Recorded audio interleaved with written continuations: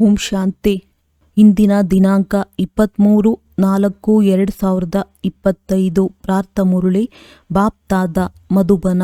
ಮಧುರ ಮಕ್ಕಳೇ, ಈಗ ನಾಟಕವು ಪೂರ್ಣವಾಗುತ್ತಿದೆ. ಹಿಂತಿರುಗಿ ಮನೆಗೆ ಹೋಗಬೇಕಾಗಿದೆ. ಕಲಿಯುಗದ ಅಂತ್ಯದ ನಂತರ ಸತ್ಯಯುಗವು ಪುನರಾವರ್ತನೆಯಾಗುವುದು. ಈ ರಹಸ್ಯವನ್ನು ಎಲ್ಲರಿಗೂ ತಿಳಿಸಿ. ಪ್ರಶ್ನೆ: ಆತ್ಮರು ಪಾತ್ರವನ್ನು ಅಭಿನಯಿಸುತ್ತಾ ಸುಸ್ತಾಗಿ ಬಿಟ್ಟಿದೆ. ಸುಸ್ತಾಗಲು ಮುಖ್ಯ ಕಾರಣವೇನಾಗಿದೆ? ಉತ್ತರ: ಬಹಳ ಭಕ್ತಿ ಮಾಡಿದ್ದೀರಿ, ಅನೇಕ ಮಂದಿರಗಳನ್ನು ಕಟ್ಟಿಸಿದ್ದೀರಿ, ಹಣ ಖರ್ಚು ಮಾಡಿದ್ದೀರಿ.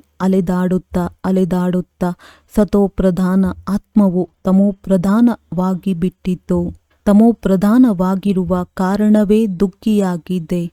ಯಾವಾಗಲಾದರೂ ಯಾವುದೇ ಮಾತಿನಿಂದ ಬೇಸರವಾಗುತ್ತದೆ ಎಂದರೆ ಆಗ ಸುಸ್ತಾಗುತ್ತದೆ. ಈಗ ಎಲ್ಲ ಸುಸ್ತನ್ನು ಕಳೆಯಲು ತಂದೆಯು ಬಂದಿದ್ದಾರೆ. ಓಂ ಶಾಂತಿ. ಆತ್ಮಿಕ ತಂದೆಯು ಕುಳಿತು ಆತ್ಮಿಕ ಮಕ್ಕಳಿಗೆ ತಿಳಿಸುತ್ತಾರೆ. ಅವರ ಹೆಸರೇನಾಗಿದೆ? ಶಿವ. ಇಲ್ಲಿ ಕುಳಿತಿದ್ದೀರೆಂದರೆ ಮಕ್ಕಳಿಗೆ ಬಹಳ ಚೆನ್ನಾಗಿ ನೆನಪಿರಬೇಕು. ಈ ನಾಟಕದಲ್ಲಿ ಎಲ್ಲರ ಯಾವ ಪಾತ್ರವಿದೆಯೋ ಅದು ಈಗ ಮುಕ್ತಾಯವಾಗುತ್ತದೆ. ನಾಟಕವು ಮುಕ್ತಾಯವಾಗುವ ಸಮಯದಲ್ಲಿ ಈಗ ನಮ್ಮ ಪಾತ್ರವು ಮುಕ್ತಾಯವಾಗುತ್ತದೆ. ನಾವು ಮನೆಗೆ ಹೋಗಬೇಕಾಗಿದೆ ಎಂದು ಎಲ್ಲ ಪಾತ್ರಧಾರಿಗಳು ತಿಳಿಯುತ್ತಾರೆ. ನೀವು ಮಕ್ಕಳಿಗೂ ಸಹ ತಂದೆಯು ತಿಳುವಳಿಕೆ ನೀಡಿದ್ದಾರೆ. ಈ ತಿಳುವಳಿಕೆಯು ಮತ್ಯಾರಲ್ಲಿಯೂ ಇಲ್ಲ. ಈಗ ನಿಮ್ಮನ್ನು ತಂದೆಯು ಬುದ್ಧಿವಂತರನ್ನಾಗಿ ಮಾಡಿದ್ದಾರೆ. ಮಕ್ಕಳೇ, ನಾಟಕವು ಮುಕ್ತಾಯವಾಗುತ್ತದೆ. ಈಗ ಪುನಃ ಹೊಸದಾಗಿ ಚಕ್ರವು ಆರಂಭವಾಗಬೇಕಾಗಿದೆ. ಹೊಸ ಪ್ರಪಂಚದಲ್ಲಿ ಸತ್ಯಯುಗವಿತ್ತು. ಈಗ ಹಳೆಯ ಪ್ರಪಂಚದಲ್ಲಿ ಈ ಕಲಿಯುಗದ ಅಂತ್ಯವಾಗಿದೆ. ಈ ಮಾತುಗಳನ್ನು ನೀವು ಮಕ್ಕಳೇ ತಿಳಿದುಕೊಂಡಿದ್ದೀರಿ. ನೀವು ಮಕ್ಕಳಿಗೆ ತಂದೆಯು ಸಿಕ್ಕಿದ್ದಾರೆ. ಯಾರು ಹೊಸದಾಗಿ ಬರುವರೋ ಅವರಿಗೆ ತಿಳಿಸಬೇಕಾಗಿದೆ. ಈಗ ನಾಟಕವು ಪೂರ್ಣವಾಗಲಿದೆ. ಈ ಕಲಿಯುಗದ ನಂತರ ಸತ್ಯಯುಗವು ಪುನರಾವರ್ತನೆಯಾಗಲಿದೆ. ಇಷ್ಟೆಲ್ಲ ಮನುಷ್ಯಾತ್ಮರು ತಮ್ಮ ಮನೆಗೆ ಹಿಂತಿರುಗಿ ಹೋಗಬೇಕಾಗಿದೆ. ಈಗ ನಾಟಕವು ಪೂರ್ಣವಾಗುತ್ತದೆ ಎಂದು ಹೇಳಿದಾಗ ಪ್ರಳಯವಾಗುತ್ತದೆ ಎಂದು ಮನುಷ್ಯರು ತಿಳಿಯುತ್ತಾರೆ. ಹಳೆಯ ಪ್ರಪಂಚದ ವಿನಾಶವು ಹೇಗಾಗುತ್ತದೆ ಎಂಬುದನ್ನು ಈಗ ನೀವು ತಿಳಿದುಕೊಂಡಿದ್ದೀರಿ. ಭಾರತವಂತೂ ಅವಿನಾಶಿ ಖಂಡವಾಗಿದೆ. ತಂದೆಯೂ ಸಹ ಇಲ್ಲಿಯೇ ಬರುತ್ತಾರೆ. ಉಳಿದೆಲ್ಲ ಖಂಡಗಳು ಸಮಾಪ್ತಿಯಾಗುತ್ತವೆ. ಈ ವಿಚಾರಗಳು ಮತ್ಯಾರ ಬುದ್ಧಿಯಲ್ಲಿಯೂ ಬರಲು ಸಾಧ್ಯವಿಲ್ಲ. ತಂದೆಯು ನೀವು ಮಕ್ಕಳಿಗೆ ತಿಳಿಸುತ್ತಾರೆ. ಈಗ ನಾಟಕವು ಮುಕ್ತಾಯವಾಗುತ್ತದೆ. ಮತ್ತೆ ಪುನರಾವರ್ತನೆ ಆಗಬೇಕಾಗಿದೆ. ಮೊದಲು ನಾಟಕದ ಹೆಸರು ನಿಮ್ಮ ಬುದ್ಧಿಯಲ್ಲಿರಲಿಲ್ಲ. ಇದು ಸೃಷ್ಟಿಯ ನಾಟಕವಾಗಿದೆ. ಇದರಲ್ಲಿ ನಾವು ಪಾತ್ರಧಾರಿಗಳಾಗಿದ್ದೇವೆಂದು ನಾಮ ಮಾತ್ರಕ್ಕೆ ಹೇಳುತ್ತಿದ್ದೀರಿ. ಮೊದಲು ನಾವು ಆ ರೀತಿ ಹೇಳುತ್ತಿದ್ದಾಗ ತಮ್ಮನ್ನು ಶರೀರವೆಂದು ತಿಳಿದಿದ್ದೆವು. ಈಗ ತಂದೆಯು ತಿಳಿಸುತ್ತಾರೆ, ತಮ್ಮನ್ನು ಆತ್ಮವೆಂದು ತಿಳಿಯಿರಿ ಮತ್ತು ತಂದೆಯನ್ನು ನೆನಪು ಮಾಡಿ. ಈಗ ನಾವು ಹಿಂತಿರುಗಿ ಮನೆಗೆ ಹೋಗಬೇಕಾಗಿದೆ. ಅದು ಮಧುರ ಮನೆಯಾಗಿದೆ. ಆ ನಿರಾಕಾರಿ ಪ್ರಪಂಚದಲ್ಲಿ ನಾವಾತ್ಮಗಳಿರುತ್ತೇವೆ. ಈ ಜ್ಞಾನವು ಮತ್ಯಾವುದೇ ಮನುಷ್ಯ ಮಾತ್ರರಿಗಿಲ್ಲ. ನೀವೀಗ ಸಂಗಮದಲ್ಲಿದ್ದೀರಿ. ನಾವು ಹಿಂತಿರುಗಿ ಹೋಗಬೇಕಾಗಿದೆ ಎಂಬುದನ್ನು ತಿಳಿದಿದ್ದೀರಿ. ಹಳೆಯ ಪ್ರಪಂಚವು ಸಮಾಪ್ತಿಯಾದರೆ ಭಕ್ತಿಯು ಸಮಾಪ್ತಿಯಾಗುವುದು. ಮೊಟ್ಟ ಮೊದಲಿಗೆ ಯಾರು ಬರುತ್ತಾರೆ? ಹೇಗೆ ಈ ಧರ್ಮಗಳು ನಂಬರ್ ವಾರ್ ಆಗಿ ಬರುತ್ತವೆ? ಈ ಮಾತುಗಳು ಯಾವುದೇ ಶಾಸ್ತ್ರಗಳಲ್ಲಿಲ್ಲ. ಈ ಹೊಸ ಮಾತುಗಳನ್ನು ತಂದೆಯು ತಿಳಿಸುತ್ತಾರೆ. ಇದನ್ನು ಮತ್ಯಾರೂ ತಿಳಿಸಲು ಸಾಧ್ಯವಿಲ್ಲ.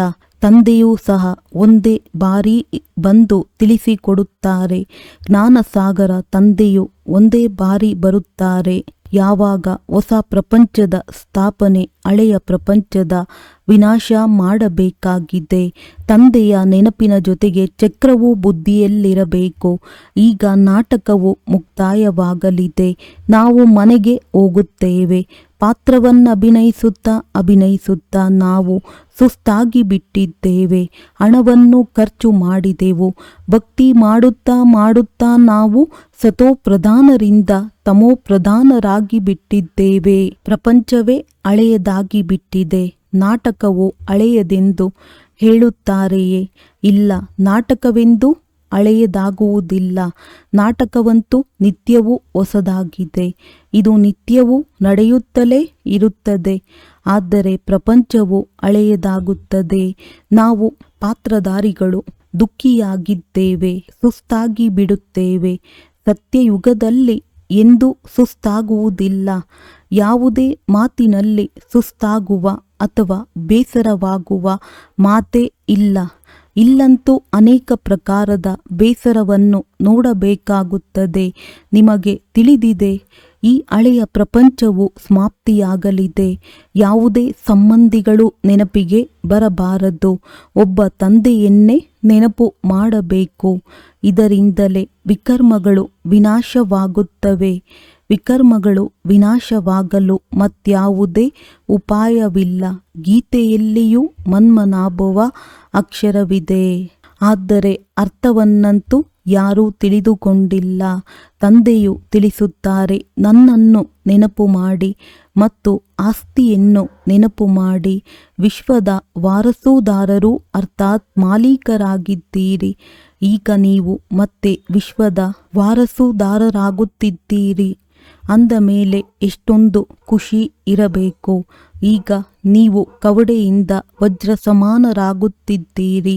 ನೀವಿಲ್ಲಿ ತಂದೆಯಿಂದ ಆಸ್ತಿಯನ್ನು ಪಡೆಯುವುದಕ್ಕಾಗಿಯೇ ಬಂದಿದ್ದೀರಿ. ಯಾವಾಗ ಕಲೆಗಳು ಕಡಿಮೆಯಾಗುತ್ತವೆಯೋ ಆಗ ಹೂದೋಟವು ಬಾಡುತ್ತದೆ. ಈಗ ನೀವು ಹೂದೋಟದ ಹೂಗಳಾಗುತ್ತೀರಿ. ಸತ್ಯಯುಗವು ಉದ್ಯಾನವನವಾಗಿದ್ದಾಗ ಎಷ್ಟು ಸುಂದರವಾಗಿರುತ್ತದೆ. ನಂತರ ನಿಧಾನವಾಗಿ ಕಲೆಗಳು ಕಡಿಮೆಯಾಗುತ್ತಾ ಹೋಗುತ್ತವೆ. 2 ಕಲೆಗಳು ಕಡಿಮೆಯಾಯಿತೆಂದರೆ ಉದ್ಯಾನವನವು ಬಾಡಿ ಹೋಯಿತು. ಈಗಂತೂ ಮುಳ್ಳುಗಳ ಕಾಡಾಗಿದೆ. ಈಗ ನೀವು ತಿಳಿದುಕೊಂಡಿದ್ದೀರಿ. ಪ್ರಪಂಚದವರಿಗೆ ಏನೂ ತಿಳಿದಿಲ್ಲ. ಈ ಜ್ಞಾನವು ನಿಮಗೆ ಸಿಗುತ್ತಿದೆ. ಇದು ಹೊಸ ಪ್ರಪಂಚಕ್ಕಾಗಿ ಹೊಸ ಜ್ಞಾನವಾಗಿದೆ. ಹೊಸ ಪ್ರಪಂಚದ ಸ್ಥಾಪನೆಯಾಗುತ್ತದೆ. ಮಾಡುವವರು ತಂದೆಯಾಗಿದ್ದಾರೆ. ಸೃಷ್ಟಿಯ ರಚಯಿತ ತಂದೆಯಾಗಿದ್ದಾರೆ. ಬಂದು ಸ್ವರ್ಗವನ್ನು ರಚನೆ ಮಾಡಿ ಎಂದು ಅವರನ್ನೇ ನೆನಪು ಮಾಡುತ್ತಾರೆ. ಸುಖಧಾಮವನ್ನು ರಚಿಸಿದರೆ ಅವಶ್ಯವಾಗಿ ದುಃಖಧಾಮದ ವಿನಾಶವು ಆಗಲೇಬೇಕಲ್ಲವೇ? ತಂದೆಯು ಪ್ರತಿನಿತ್ಯವೂ ತಿಳಿಸುತ್ತಿರುತ್ತಾರೆ. ಅದನ್ನು ಧಾರಣೆ ಮಾಡಿ ನಂತರ ಅನ್ಯರಿಗೆ ತಿಳಿಸುತ್ತಿರಬೇಕಾಗಿದೆ. ಮೊಟ್ಟ ಮೊದಲಿಗೆ ಇದೇ ಮುಖ್ಯ ಮಾತನ್ನು ತಿಳಿಸಬೇಕಾಗಿದೆ. ನಮ್ಮ ತಂದೆಯು ಯಾರಾಗಿದ್ದಾರೆ ಅವರಿಂದ ಆಸ್ತಿಯನ್ನು ಪಡೆಯಬೇಕಾಗಿದೆ. ಭಕ್ತಿ ಮಾರ್ಗದಲ್ಲಿಯೂ ಸಹ ನಮ್ಮ ದುಃಖವನ್ನು ಕಳೆದು ಸುಖ ಕೊಡಿ ಎಂದು ಪರಮಾತ್ಮನನ್ನು ನೆನಪು ಮಾಡುತ್ತಾರೆ. ಅಂದಾಗ ನೀವು ಮಕ್ಕಳ ಬುದ್ಧಿಯಲ್ಲಿಯೂ ಸ್ಮೃತಿ ಇರಬೇಕು. ಶಾಲೆಯಲ್ಲಿ ವಿದ್ಯಾರ್ಥಿಗಳ ಬುದ್ಧಿಯಲ್ಲಿ ಜ್ಞಾನವಿರುತ್ತದೆಯೇ ಹೊರತು ಮನೆಯಲ್ಲ. ವಿದ್ಯಾರ್ಥಿ ಜೀವನದಲ್ಲಿ ಉದ್ಯೋಗ ವ್ಯವಹಾರದ ಮಾತಿಲ್ಲ. ವಿದ್ಯೆಯೇ ನೆನಪಿರುತ್ತದೆ. ಇಲ್ಲಂತೂ ಕರ್ಮ ಮಾಡುತ್ತಲೂ ಗೃಹಸ್ಥ ವ್ಯವಹಾರದಲ್ಲಿರುತ್ತಾ ವಿದ್ಯಾಭ್ಯಾಸ ಮಾಡಿ ಎಂದು ತಂದೆಯು ತಿಳಿಸುತ್ತಾರೆ. ಸನ್ಯಾಸಿಗಳ ತರಹ ಮನೆ ಮಠವನ್ನು ಬಿಡಿ ಎಂದು ಹೇಳುವುದಿಲ್ಲ. ಇದು ರಾಜಯೋಗವಾಗಿದೆ, ಪ್ರವೃತ್ತಿ ಮಾರ್ಗವಾಗಿದೆ. ನಿಮ್ಮದು ಹಠಯೋಗವಾಗಿದೆ. ನೀವು ಗೃಹಸ್ಥವನ್ನು ಬಿಡುತ್ತೀರಿ. ಇಲ್ಲಿ ಆ ಮಾತಿಲ್ಲ ಎಂದು ಆ ಸನ್ಯಾಸಿಗಳಿಗೂ ಸಹ ತಿಳಿಸಬಹುದು. ಈ ಪ್ರಪಂಚವು ಎಷ್ಟು ಕೊಳಕಾಗಿದೆ, ಏನಾಗಿ ಬಿಟ್ಟಿದೆ. ಬಡವರು ಮೊದಲಾದವರು ಹೇಗಿದ್ದಾರೆ ನೋಡುವುದರಿಂದಲೇ ತಿರಸ್ಕಾರವು ಬಂದು ಬಿಡುತ್ತದೆ. ವಿದೇಶದಿಂದ ಯಾರೇ ಪ್ರವಾಸಿಗರು ಬರುತ್ತಾರೆಂದರೆ ಅವರಿಗಂತೂ ಒಳ್ಳೊಳ್ಳೆಯ ಸ್ಥಾನಗಳನ್ನು ತೋರಿಸುತ್ತಾರೆ. ಆದರೆ ಬಡವರು ಎಷ್ಟೊಂದು ಕೊಳಕಿನಲ್ಲಿ ನಿವಾಸಿಸುತ್ತಿದ್ದಾರೆ, ಅವರನ್ನು ತೋರಿಸುತ್ತಾರೆಯೇ? ಇದಂತೂ ನರಕವಾಗಿದೆ. ಅದರಲ್ಲಿಯೂ ಅಂತರವಿದೆಯಲ್ಲವೇ? ಸಾಹುಕಾರರು ಎಲ್ಲಿರುತ್ತಾರೆ? ಬಡವರು ಎಲ್ಲಿರುತ್ತಾರೆ? ಇದು ಕರ್ಮದ ಲೆಕ್ಕಾಚಾರವಾಗಿದೆ. ಸತ್ಯಯುಗದಲ್ಲಿ ಇಂತಹ ಕೊಳಕಿರಲು ಸಾಧ್ಯವಿಲ್ಲ. ಅಲ್ಲಿಯೂ ಅಂತರವಿರುತ್ತದೆ. ಕೆಲವರು ಚಿನ್ನದ ಮಹಲುಗಳನ್ನು ಕಟ್ಟಿಸುತ್ತಾರೆ, ಕೆಲವರು ಬೆಳ್ಳಿಯದು, ಇನ್ನು ಕೆಲವರು ಇಟ್ಟಿಗೆಗಳಿಂದ ಕಟ್ಟಿಸುತ್ತಾರೆ. ಇಲ್ಲಂತೂ ಎಷ್ಟೊಂದು ಖಂಡಗಳಿವೆ. ಒಂದು ಯುರೋಪ್ ಖಂಡವೇ ಎಷ್ಟೊಂದು ದೊಡ್ಡದಾಗಿದೆ. ಸತ್ಯಯುಗದಲ್ಲಿ ಕೇವಲ ನಾವೇ ಇರುತ್ತೇವೆ. ಇದು ಬುದ್ಧಿಯಲ್ಲಿದ್ದರೂ ಸಹ ಹರ್ಷಿತಮುಖಿ ಸ್ಥಿತಿ ಇರುವುದು. ವಿದ್ಯಾರ್ಥಿಯ ಬುದ್ಧಿಯಲ್ಲಿ ವಿದ್ಯೆಯೇ ನೆನಪಿರುತ್ತದೆ. ತಂದೆ ಮತ್ತು ಆಸ್ತಿ, ಇದನ್ನಂತೂ ತಂದೆಯು ತಿಳಿಸುತ್ತಾರೆ. ಇನ್ನು ಸ್ವಲ್ಪವೇ ಸಮಯವೇ ಇದೆ, ಇನ್ನು ಲಕ್ಷಾಂತರ ವರ್ಷಗಳಿದೆ ಎಂದು ಮನುಷ್ಯರು ಹೇಳುತ್ತಾರೆ. ಆದರೆ ಇದು 5,000 ವರ್ಷಗಳ ಮಾತಾಗಿದೆ. ಈಗ ನಮ್ಮ ರಾಜಧಾನಿಯ ಸ್ಥಾಪನೆಯಾಗುತ್ತಿದೆ. ಉಳಿದಂತೆ ಇಡೀ ಪ್ರಪಂಚವೇ ಸಮಾಪ್ತಿಯಾಗಲಿದೆ ಎಂದು ನೀವು ಮಕ್ಕಳು ಅರಿತುಕೊಳ್ಳಬಹುದು. ಇದು ವಿದ್ಯೆಯಲ್ಲವೇ? ನಾವು ವಿದ್ಯಾರ್ಥಿಗಳಾಗಿದ್ದೇವೆ, ನಮಗೆ ಭಗವಂತನೇ ಓದಿಸುತ್ತಾರೆ ಎಂಬುದು ಬುದ್ಧಿಯಲ್ಲಿ ನೆನಪಿದ್ದರೂ ಸಾಕು. ಎಷ್ಟೊಂದು ಖುಷಿ ಇರುವುದು. ಇದು ಏಕೆ ಮರೆತು ಹೋಗುತ್ತದೆ? ಮಾಯೆಯು ಬಹಳ ಪ್ರಬಲವಾಗಿದೆ, ಅದು ಮರೆಸಿಬಿಡುತ್ತದೆ. ಶಾಲೆಯಲ್ಲಿ ಎಲ್ಲ ವಿದ್ಯಾರ್ಥಿಗಳು ಓದುತ್ತಿದ್ದಾರೆ, ನಮಗೆ ಭಗವಂತನೇ ಓದಿಸುತ್ತಾರೆಂದು ಎಲ್ಲರಿಗೂ ಅರ್ಥವಾಗಿದೆ. ಅಲ್ಲಂತೂ ಅನೇಕ ಪ್ರಕಾರದ ವಿದ್ಯೆಯನ್ನು ಓದಲಾಗುತ್ತದೆ. ಅನೇಕರು ಶಿಕ್ಷಕರಿರುತ್ತಾರೆ. ಇಲ್ಲಿ ಒಬ್ಬರೇ ಶಿಕ್ಷಕರು, ಒಂದೇ ವಿದ್ಯೆಯಾಗಿದೆ. ಉಪಾಧ್ಯಾಯರಂತೂ ಅವಶ್ಯವಾಗಿ ಬೇಕು. ಶಾಲೆಯು ಒಂದೇ ಆಗಿದೆ, ಉಳಿದೆಲ್ಲವೂ ಇದರ ಶಾಖೆಗಳಾಗಿವೆ. ಓದಿಸುವವರು ಒಬ್ಬರೇ ತಂದೆಯಾಗಿದ್ದಾರೆ. ತಂದೆಯು ಬಂದು ಎಲ್ಲರಿಗೆ ಸುಖ ಕೊಡುತ್ತಾರೆ. ನೀವು ತಿಳಿದುಕೊಂಡಿದ್ದೀರಿ, ಅರ್ಧಕಲ್ಪ ನಾವು ಸುಖಿಯಾಗಿರುತ್ತೇವೆ ಅಂದ ಮೇಲೆ ನಮಗೆ ಶಿವತಂದೆಯು ಓದಿಸುತ್ತಾರೆ ಎಂಬ ಖುಷಿ ಇರಬೇಕಾಗಿದೆ. ಶಿವತಂದೆಯು ಸ್ವರ್ಗದ ರಚನೆಯನ್ನೇ ರಚಿಸುತ್ತಾರೆ. ನಾವು ಸ್ವರ್ಗದ ಮಾಲೀಕರಾಗಲು ಓದುತ್ತೇವೆಂದು ಎಷ್ಟೊಂದು ಆಂತರಿಕ ಖುಷಿ ಇರಬೇಕು. ಆ ವಿದ್ಯಾರ್ಥಿಗಳು ಸಹ ತಿನ್ನುತ್ತಾ ಕುಡಿಯುತ್ತಾ ಮನೆಯ ಎಲ್ಲ ಕೆಲಸಗಳನ್ನು ಮಾಡುತ್ತಾರೆ. ಯಾರಾದರೂ ಹಾಸ್ಟೆಲ್ನಲ್ಲಿರುತ್ತಾರೆಂದರೆ ಅವರಿಗೆ ಹೆಚ್ಚಾಗಿ ವಿದ್ಯಾಭ್ಯಾಸದ ಕಡೆ ಗಮನವಿರುತ್ತದೆ. ಸರ್ವೀಸ್ ಮಾಡುವುದಕ್ಕಾಗಿ ಕನ್ಯೆಯರು ಹೊರಗೆ ಸೇವಾ ಕೇಂದ್ರಗಳಲ್ಲಿರುತ್ತಾರೆ. ಅಲ್ಲಿ ಎಂತೆಂತಹ ಮನುಷ್ಯರು ಬರುತ್ತಾರೆ. ಇಲ್ಲಂತೂ ನೀವು ಸುರಕ್ಷಿತರಾಗಿ ಕುಳಿತಿದ್ದೀರಿ. ಯಾರೂ ಒಳಗೆ ಪ್ರವೇಶಿಸಲು ಸಾಧ್ಯವಿಲ್ಲ. ಇಲ್ಲಿ ಯಾರ ಸಂಘವೂ ಇಲ್ಲ. ಪತಿತರೊಂದಿಗೆ ಮಾತನಾಡುವ ಅವಶ್ಯಕತೆಯೂ ಇಲ್ಲ. ನೀವು ಯಾರ ಮುಖವನ್ನೂ ನೋಡುವ ಅವಶ್ಯಕತೆಯೂ ಇಲ್ಲ. ಆದರೂ ಸಹ ಹೊರಗೆ ಸೇವಾ ಕೇಂದ್ರಗಳಲ್ಲಿರುವವರೇ ಮುಂದೆ ಹೋಗುತ್ತಾರೆ. ಇದು ಎಷ್ಟು ವಿಚಿತ್ರವಾಗಿದೆ. ಅಲ್ಲಿರುವವರು ಅನೇಕರಿಗೆ ಓದಿಸಿ ತಮ್ಮ ಸಮಾನರನ್ನಾಗಿ ಮಾಡಿ ಇಲ್ಲಿ ಕರೆದುಕೊಂಡು ಬರುತ್ತಾರೆ. ತಂದೆಯು ಸಮಾಚಾರವನ್ನು ಕೇಳುತ್ತಾರೆ. ಎಂತಹ ರೋಗಿಯನ್ನು ಕರೆತಂದಿದ್ದೀರಿ? ಕೆಲವರಂತೂ ಬಹಳ ಮಹಾರೋಗಿಯಾಗಿದ್ದರೆ ಅವರನ್ನು 7 ದಿನಗಳ ಕಾಲ ಬಟ್ಟಿಯಲ್ಲಿ ಕುಳ್ಳರಿಸಲಾಗುತ್ತದೆ. ಇಲ್ಲಿ ಯಾವುದೇ ಶೂದ್ರರನ್ನು ಕರೆದುಕೊಂಡು ಬರಬಾರದು. ಇದು ಮಧುಬನವಾಗಿದೆ.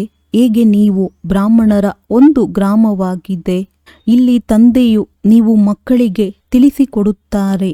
ವಿಶ್ವದ ಮಾಲೀಕರನ್ನಾಗಿ ಮಾಡುತ್ತಾರೆ. ಯಾರಾದರೂ ಶೂದ್ರರನ್ನು ಕರೆತರುತ್ತೀರೆಂದರೆ ಅವರು ವೈಬ್ರೇಷನ್ ಹಾಳು ಮಾಡುವರು. ನೀವು ಮಕ್ಕಳ ನಡವಳಿಕೆಯೂ ಸಹ ಬಹಳ ಘನತೆಯಿಂದಿರಬೇಕು. ಮುಂದೆ ಹೋದಂತೆ ಸತ್ಯಯುಗದಲ್ಲಿ ಏನೇನಿರುವುದು ಎಂದು ನಿಮಗೆ ಬಹಳ ಸಾಕ್ಷಾತ್ಕಾರವಾಗುತ್ತಾ ಇರುತ್ತದೆ. ಪ್ರಾಣಿಗಳು ಸಹ ಅಲ್ಲಿ ಬಹಳ ಸುಂದರವಾಗಿರುತ್ತದೆ. ಎಲ್ಲ ವಸ್ತುಗಳು ಸುಂದರವಾಗಿರುತ್ತದೆ. ಸತ್ಯಯುಗದ ಯಾವುದೇ ವಸ್ತುಗಳು ಇಲ್ಲಿಲ್ಲ ಮತ್ತು ಇಲ್ಲಿಯ ವಸ್ತುವು ಅಲ್ಲಿರಲು ಸಾಧ್ಯವಿಲ್ಲ. ನಿಮ್ಮ ಬುದ್ಧಿಯಲ್ಲಿದೆ. ನಾವು ಸ್ವರ್ಗಕ್ಕಾಗಿ ಪರೀಕ್ಷೆಯನ್ನು ತೇರ್ಗಡೆ ಮಾಡುತ್ತಿದ್ದೇವೆ. ಎಷ್ಟು ಓದುತ್ತೀರೋ ಅಷ್ಟು ಓದಿಸುತ್ತೀರಿ. ಶಿಕ್ಷಕರಾಗಿ ಅನ್ಯರಿಗೆ ಮಾರ್ಗವನ್ನು ತಿಳಿಸುತ್ತೀರಿ. ಎಲ್ಲರೂ ಶಿಕ್ಷಕರಾಗಿದ್ದೀರಿ. ಎಲ್ಲರೂ ಓದಿಸಬೇಕಾಗಿದೆ. ಮೊಟ್ಟ ಮೊದಲಿಗೆ ತಂದೆಯ ಪರಿಚಯವನ್ನು ಕೊಟ್ಟು ತಿಳಿಸಬೇಕು. ತಂದೆಯಿಂದ ಆಸ್ತಿಯು ಸಿಗುತ್ತದೆ. ಗೀತೆಯನ್ನು ತಂದೆಯು ತಿಳಿಸಿದ್ದಾರೆ. ತಂದೆಯಿಂದ ಕೇಳಿ ಕೃಷ್ಣನು ಈ ಪದವಿಯನ್ನು ಪಡೆದಿದ್ದಾರೆ. ಪ್ರಜಾಪಿತ ಬ್ರಹ್ಮ ಇದ್ದಾರೆಂದರೆ ಬ್ರಾಹ್ಮಣರು ಇಲ್ಲಿರಬೇಕು. ಬ್ರಹ್ಮರವರೂ ಸಹ ಶಿವ ತಂದೆಯಿಂದ ಓದುತ್ತಿರುತ್ತಾರೆ. ನೀವೀಗ ವಿಷ್ಣುಪುರಿಯಲ್ಲಿ ಹೋಗುವುದಕ್ಕಾಗಿ ಓದುತ್ತೀರಿ. ಇದು ನಿಮ್ಮ ಅಲೌಕಿಕ ಮನೆಯಾಗಿದೆ. ಲೌಕಿಕ, ಪಾರಲೌಕಿಕ ಮತ್ತು ಅಲೌಕಿಕ ಹೊಸ ಮಾತಾಗಿದೆ ಎಲ್ಲವೇ. ಭಕ್ತಿ ಮಾರ್ಗದಲ್ಲೆಂದು ಬ್ರಹ್ಮನನ್ನು ನೆನಪು ಮಾಡುವುದಿಲ್ಲ. ಬ್ರಹ್ಮ ಬಾಬಾ ಎಂದು ಹೇಳಲು ಯಾರಿಗೂ ಬರುವುದಿಲ್ಲ.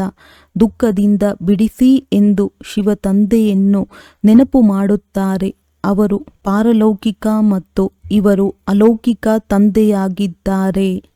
ಇವರನ್ನು ನೀವು ಸೂಕ್ಷ್ಮ ವತನದಲ್ಲಿಯೂ ನೋಡುತ್ತೀರಿ ಮತ್ತು ಇಲ್ಲಿಯೂ ನೋಡುತ್ತೀರಿ. ಲೌಕಿಕ ತಂದೆಯಂತೂ ಇಲ್ಲಿ ನಿಮಗೆ ಕಣ್ಣಿಗೆ ಕಾಣುತ್ತಾರೆ. ಪಾರಲೌಕಿಕ ತಂದೆಯನ್ನು ಪರಲೋಕದಲ್ಲಿಯೇ ನೋಡಲು ಸಾಧ್ಯ. ಮತ್ತೆ ಇವರು ಅಲೌಕಿಕ ವಿಚಿತ್ರ ತಂದೆಯಾಗಿದ್ದಾರೆ. ಈ ಅಲೌಕಿಕ ತಂದೆಯನ್ನು ಅರಿತುಕೊಳ್ಳುವುದರಲ್ಲಿಯೇ ಮನುಷ್ಯರು ತಬ್ಬಿಬ್ಬಾಗುತ್ತಾರೆ.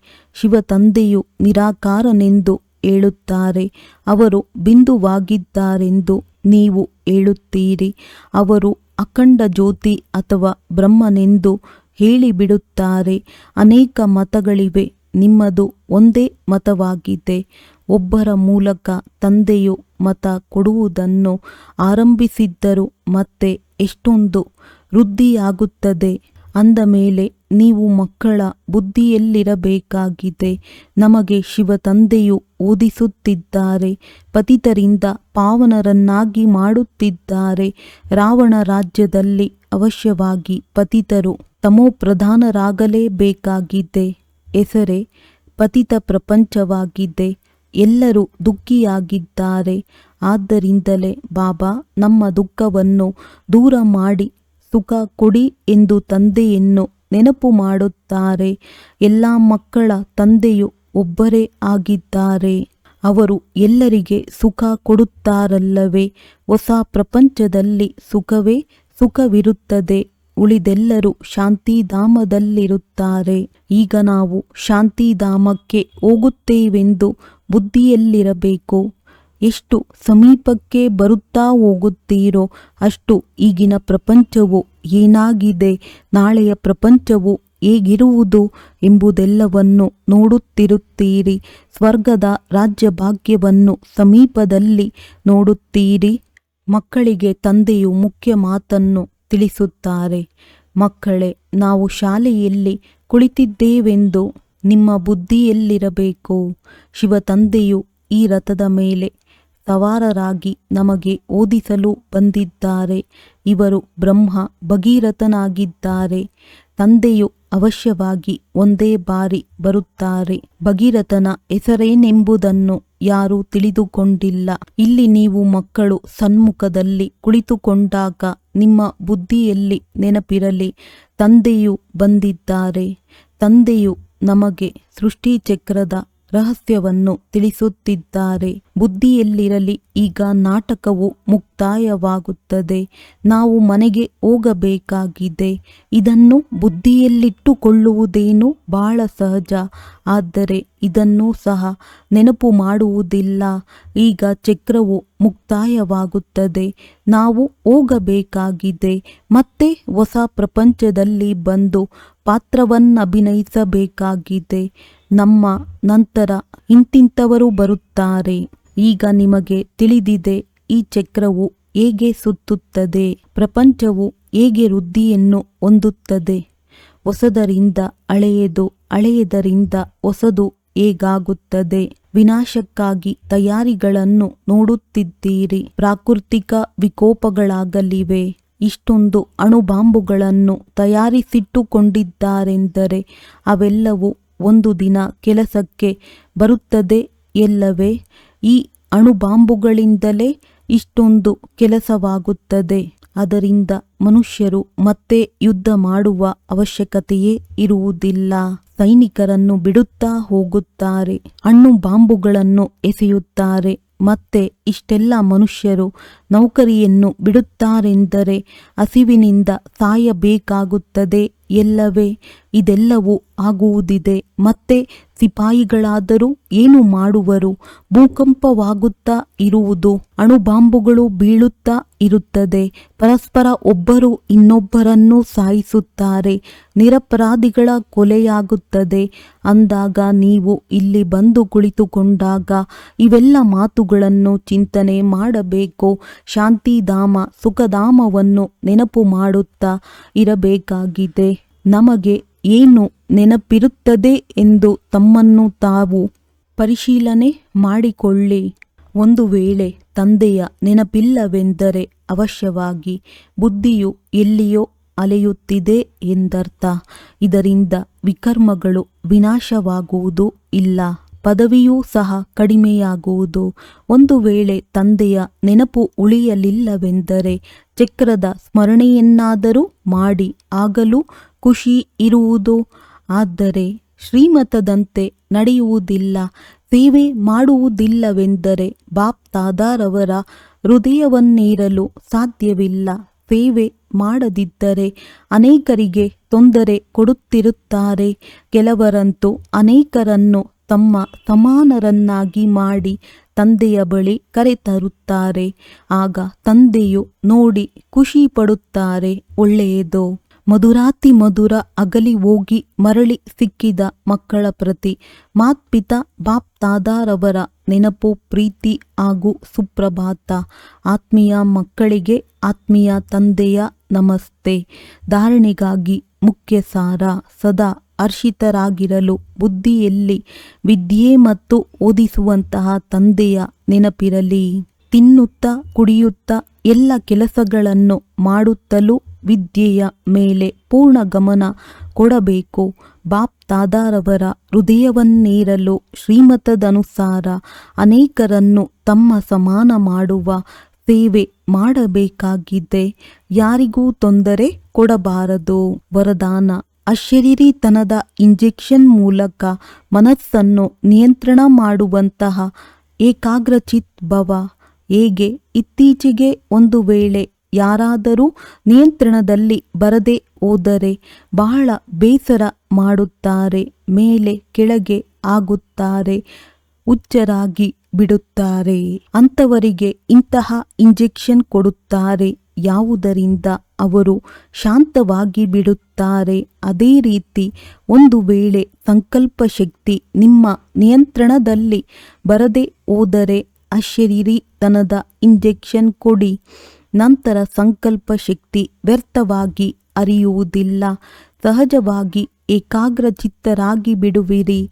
ಆದರೆ ಒಂದು ವೇಳೆ ಬುದ್ಧಿಯ ಲಗಾಮನ್ನು ತಂದೆಗೆ ಕೊಟ್ಟು ನಂತರ ನೀವೇ ತೆಗೆದುಕೊಂಡು ಬಿಟ್ಟರೆ ಮನಸ್ಸು ವ್ಯರ್ಥದ ಪರಿಶ್ರಮದಲ್ಲಿ ಹಾಕಿಬಿಡುತ್ತದೆ. ಈಗ ವ್ಯರ್ಥದ ಪರಿಶ್ರಮದಿಂದ ಬಿಡುಗಡೆ ಹೊಂದಿ. ಸ್ಲೋಗನ್: ತಮ್ಮ ಪೂರ್ವಜ ಸ್ವರೂಪದ ಸ್ಮೃತಿಯಲ್ಲಿರುತ್ತಾ ಸರ್ವ ಆತ್ಮಗಳ ಮೇಲೆ ದಯೆ ತೋರಿ. ಅವ್ಯಕ್ತ ಸೂಚನೆ: ಕಂಬೈನ್ಡ್ ರೂಪದ ಸ್ಮೃತಿಯಿಂದ ಸದಾ ವಿಜಯಿಯಾಗಿರಿ. ಹೇಗೆ ಶರೀರ ಮತ್ತು ಆತ್ಮ ಎರಡೂ ಕಂಬೈನ್ಡ್ ಆಗಿ ಕರ್ಮ ಮಾಡುತ್ತಿದ್ದಾರೆ, ಇಂತಹ ಕರ್ಮ ಮತ್ತು ಯೋಗ ಎರಡೂ ಕಂಬೈನ್ಡ್ ಆಗಿರಲಿ. ಕರ್ಮ ಮಾಡುತ್ತಾ ನೆನಪು ಮರೆಯಬಾರದು ಮತ್ತು ನೆನಪಿನಲ್ಲಿರುತ್ತಾ ಕರ್ಮವನ್ನು ಮರೆಯಬಾರದು. ಏಕೆಂದರೆ ನಿಮ್ಮ ಟೈಟಲ್ ಆಗಿದೆ ಕರ್ಮಯೋಗಿ. ಕರ್ಮ ಮಾಡುತ್ತಾ ನೆನಪಿನಲ್ಲಿರುವವರು ಸದಾ ಭಿನ್ನ ಮತ್ತು ಪ್ರಿಯರಾಗಿರುತ್ತಾರೆ, ಹಗುರವಾಗಿರುತ್ತಾರೆ. ಜ್ಞಾನಪೂರ್ಣ ಜೊತೆಯಲ್ಲಿ ಶಕ್ತಿಶಾಲಿಯ ಸ್ಟೇಜ್ನಲ್ಲಿರಿ. ಜ್ಞಾನಪೂರ್ಣ ಮತ್ತು ಶಕ್ತಿಶಾಲಿ ಇವೆರಡು ಸ್ಟೇಜ್ ಕಂಬೈನ್ಡ್ ಆಗಿರಲಿ. ಆಗ ಸ್ಥಾಪನೆಯ ಕಾರ್ಯ ತೀವ್ರಗತಿಯಿಂದ ಆಗುತ್ತದೆ. ಒಳ್ಳೆಯದು. ಓಂ ಶಾಂತಿ.